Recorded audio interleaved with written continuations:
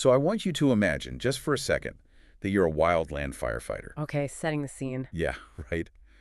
And you've been working a fire line for, let's say, 48 hours straight. Which is completely grueling. Oh, absolutely grueling. You're out there cutting brush in 100-degree heat.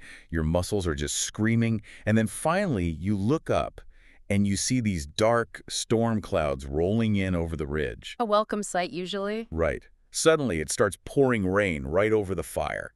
And you'd think you should be relieved, Water puts out fire, obviously. I do think so, yeah. But instead, that rain is about to cause the blaze to explode by like 12,000 acres in a single afternoon.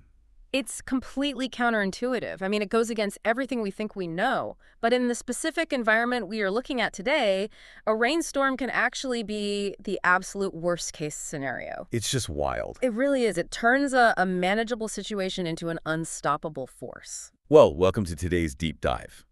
Today, we are looking at the August 14th, 2026 Wildfire Report from the Daily Tech Reader. And our mission for you today is to basically decode that completely backwards weather paradox. It's a big one. It is.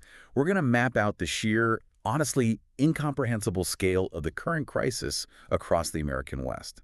And we want to help you understand the massive logistical nightmare of fighting fires on a national scale when the traditional emergency system is basically tapped out. Because the numbers we're looking at today, they really represent a fundamental shift. We're not just talking about, isolated forestry issues anymore. Right. We are looking at a geographic and logistical reality that is completely reshaping how emergency management even functions. Yeah, and I want to set the scene by looking at some of these dispatch totals from the source, because the numbers are, frankly, hard to wrap your head around. They're staggering. Staggering is the word. Yeah. So year to date, firefighters have responded to over 48,000 wildfires. That's 48,469 to be exact. And they have burned more than 6.5 million acres so far. And right now, as we speak, the U.S. is sitting at what they call preparedness level 5. Which is a huge red flag. Exactly. We have 93 uncontained large fires, and almost 4 million acres are actively burning at this very second. Yeah, and if we connect this to the bigger picture, we really need to understand what preparedness level 5 actually means in practice. Please, because it sounds intense. It is. It is the absolute highest level of strain on our national fire management resources. You can think of it kind of like a hospital triage system during a massive regional blackout. Okay, I can picture that. Every single ICU bed is full. The waiting rooms are overflowing. The doctors are working double shifts. At level 5, the vast majority of all available wildland firefighting personnel, aviation resources, equipment, it's all already committed. There's no backup. Exactly. There is literally no backup bench waiting in the wings. Okay, let's unpack this, because if we want to understand where all these resources are actually going, we have to look at the Northwest. The undeniable epicenter right now. It really is. Washington and Oregon. Between just those two states, the report says we have 43 uncontained large fires burning simultaneously. 43, just in 2 states. Yeah. And I'm looking at the data for Oregon's big grass fire in the Vail District. It's sitting at over 579,000 acres, and it is only 34% contained. That size is just, it's hard to visualize. It is. So for you listening, to visualize 500,000 acres, just imagine the entire sprawling metropolis of Los Angeles. Okay. From the Deep Valley all the way down to the port. Now double that size. That's terrifying. Right. And that is just one single fire in Oregon right now. And it's not just sitting there smoldering either. The data shows it exhibiting active wind-driven runs, short-range spotting, and single tree torching. Okay, wait. I want to pause you right there, because those terms sound incredibly intense. But what do they actually mean on the ground? Like, what is short-range spotting? Right. So spotting is when the intense heat and wind of the main fire basically pick up burning embers. And we're sometimes talking about chunks of wood the size of your fist. Oh, wow. Just flying through the air. Exactly. It throws them through the air, and they land ahead of the main fire line. So they ignite the dry brush, starting entirely new fires that firefighters now have to deal with before the main front even arrives. That sounds like a nightmare to manage. It is.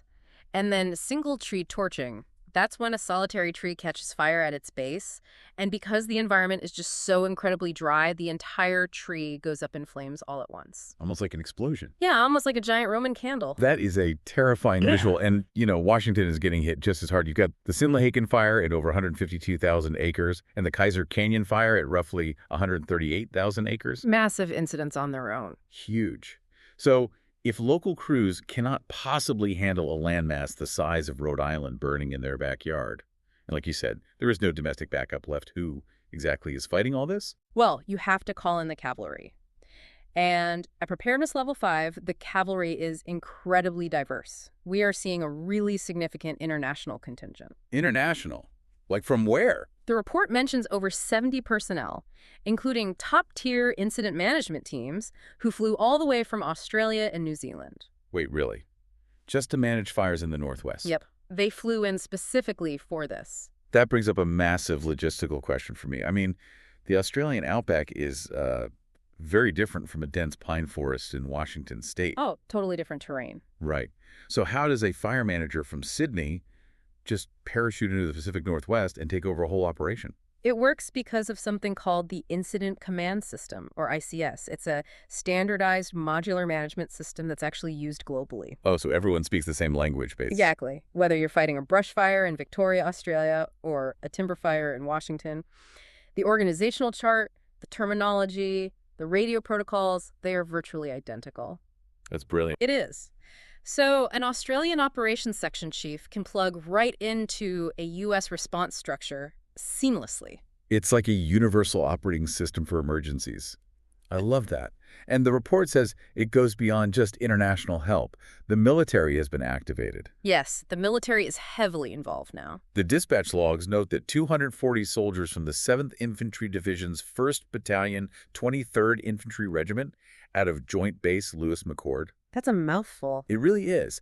But they are physically deployed on the ground right now fighting Washington's Maudrite fire, which is almost 58,000 acres. Which is fascinating, bringing the military in. But again, how does that work? I mean, infantry soldiers are trained for combat. They aren't trained for dropping water on burning trees. Well, they aren't dropping water. No. Wildland firefighting at its core is really about earth moving. Earth moving.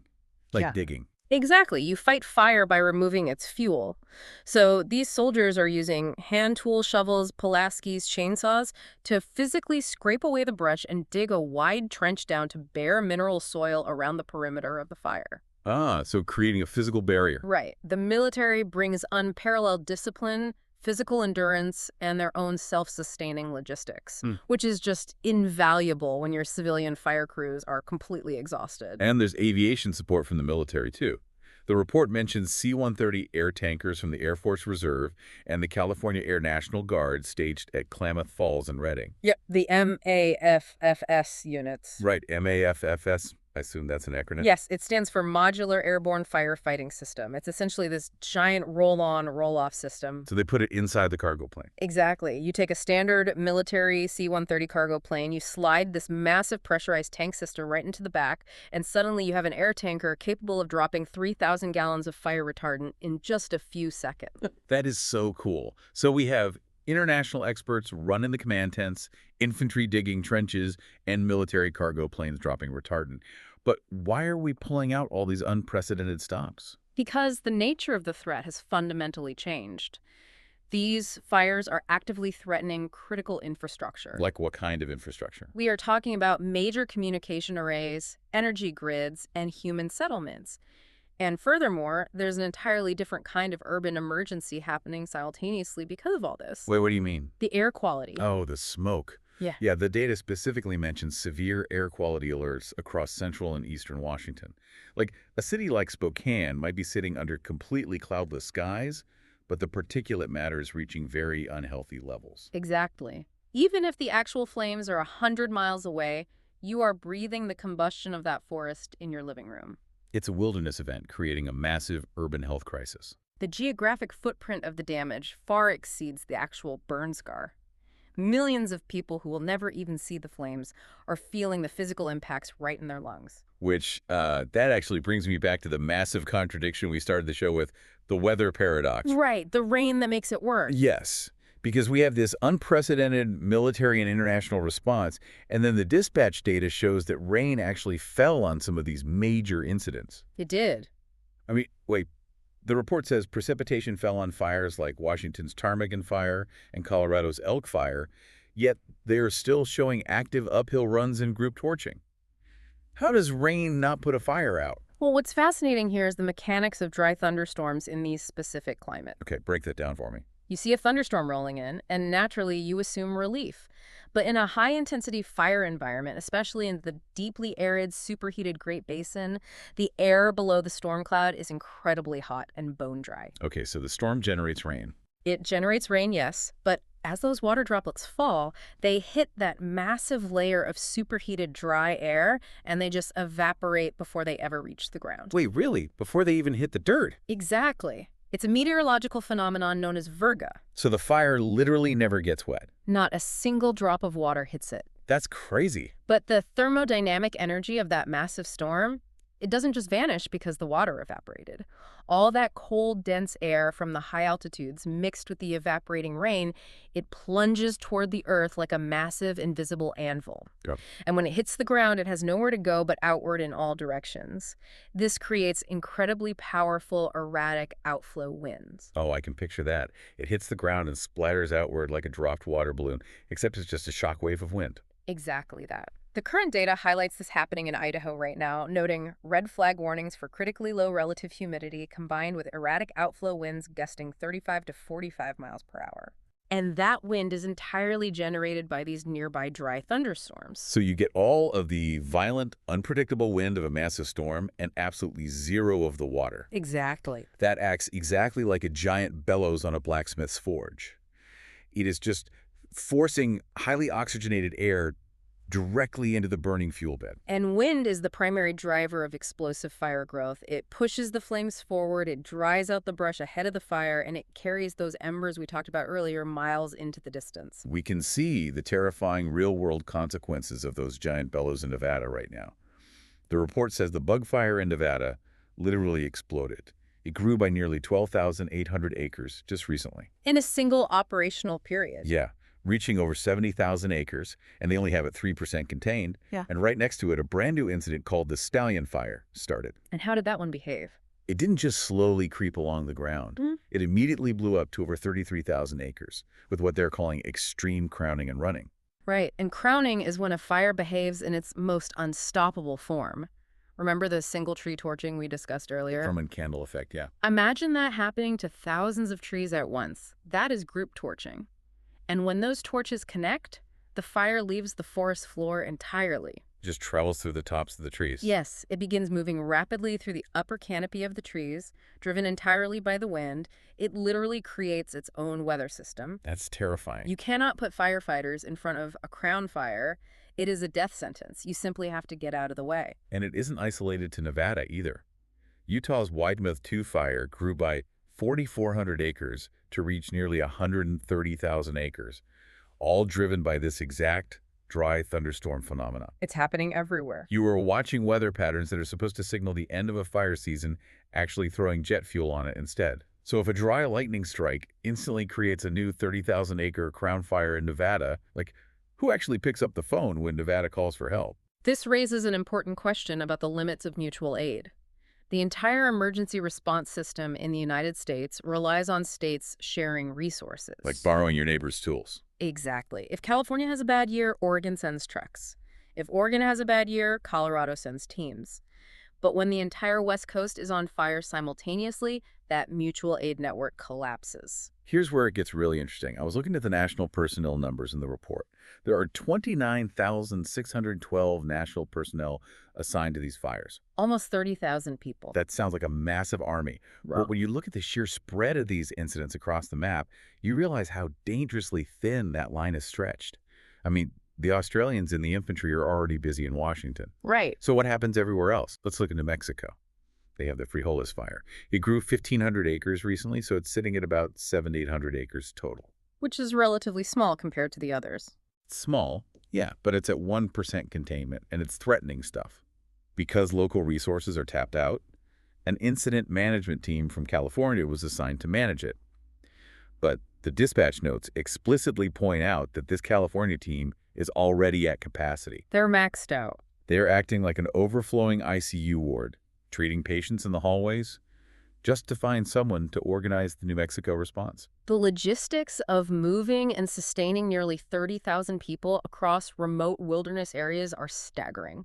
You are essentially building and dismantling small cities every few days. I can't even imagine. You need massive mobile kitchens, shower units, sanitation facilities, sleeping quarters, and a whole fleet of mechanics just to keep the bulldozers and fire engines running. And it's not like you can just blindly move a crew from one state to another and expect them to perform identically.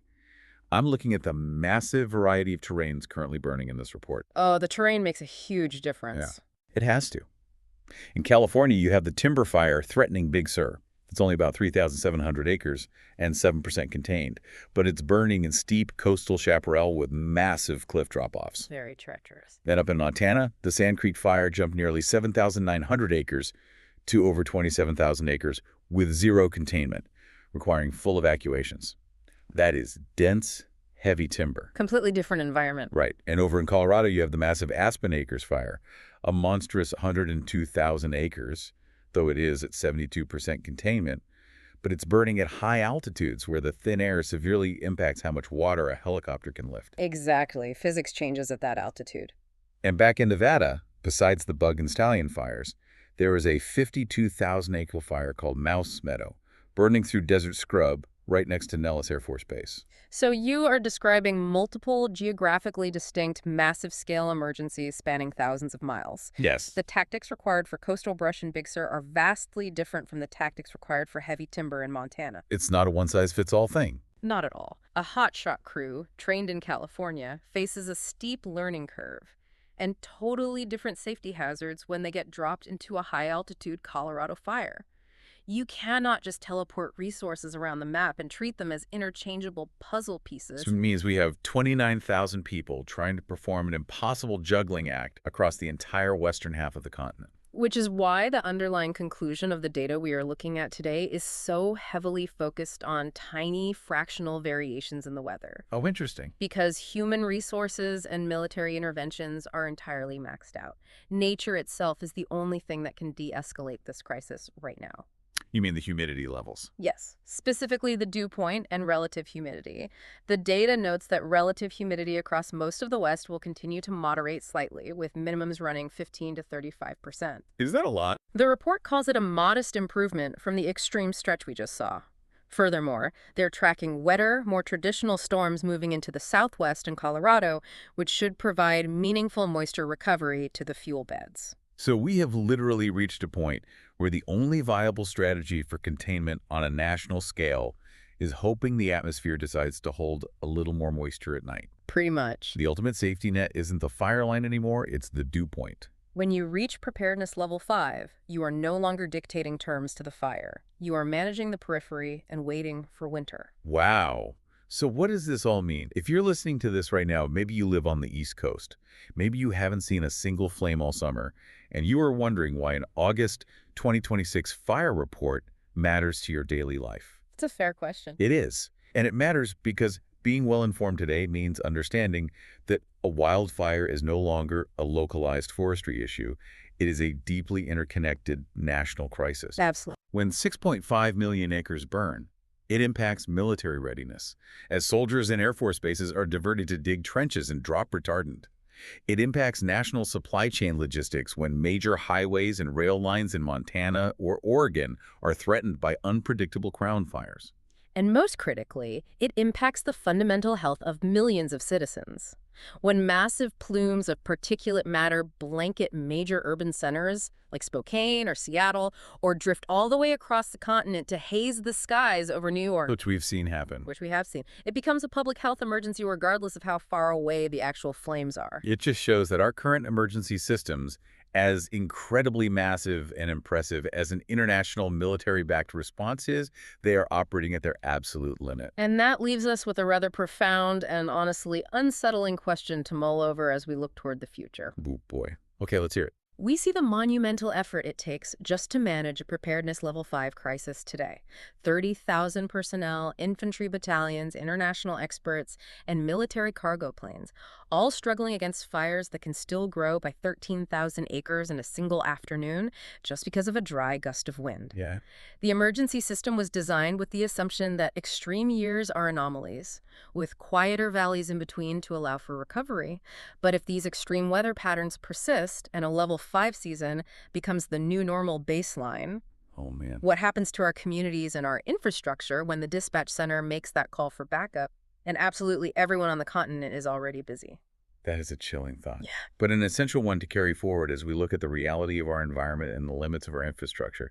We want to warmly thank you for joining us on today's deep dive. Keep asking these tough questions, keep looking beyond the surface, and always stay curious.